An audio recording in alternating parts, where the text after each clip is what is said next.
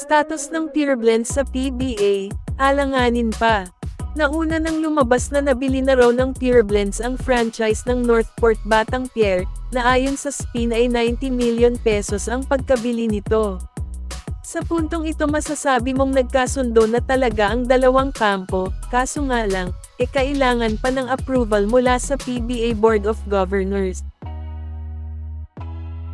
Tapos nang makapag-submit ang Pureblend sa mga dokumentong kinakailangan, at sa meeting na naganap ay hindi pa ito napagdesisyonan ng mga PBA officials, dahil sa kailangan pang reviewin ang mga dokumentong isinabmit ng Pureblends.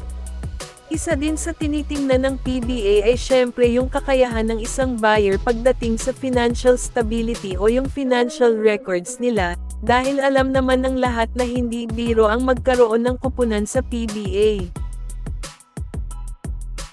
Sana hindi matulad ang Pureblend sa Star Horse Shipping Lines at ng Zamboanga Valientes, na dating nakipag-negotiate sa Terra Firma para bilhin ang prangkisa ng jeep, pero walang nangyari kaya Terra Firma pa rin hanggang ngayon. So sa darating na PBA draft, hanggat wala pang desisyon ang PBA Board of Governors sa Pureblends in Northport pa rin ang pipili sa kanilang 4th pick. Kung makapasok man ang Pureblends sa PBA, sana hindi sila magiging farm team sa mga big teams.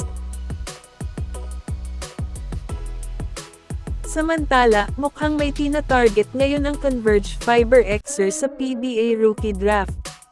Dahil sa big moves ng ginawa nila para makuha ang second overall pick, kasama pa ang future second round pick ng Phoenix Fuel Masters, kapalit ni Brian Santos, kasama naman ang number 8 pick ng Converge.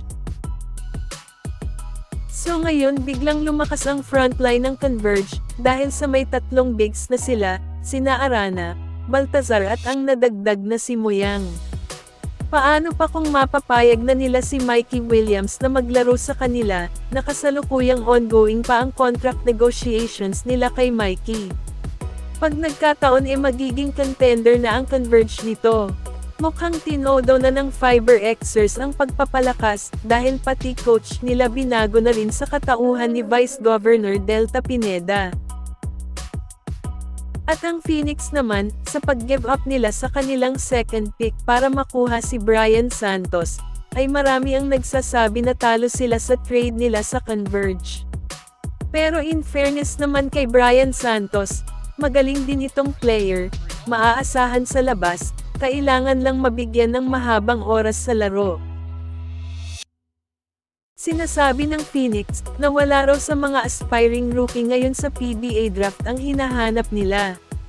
Pero sa tingin ko naman since sila ang may hawak sa second pick malaki ang chance na makuha nila it's either si Dalf Panopio or si Juan Gomez de Leon, na pwede nilang gamitin kalaunan pang trade, para makakuha ng isa ring bigating player.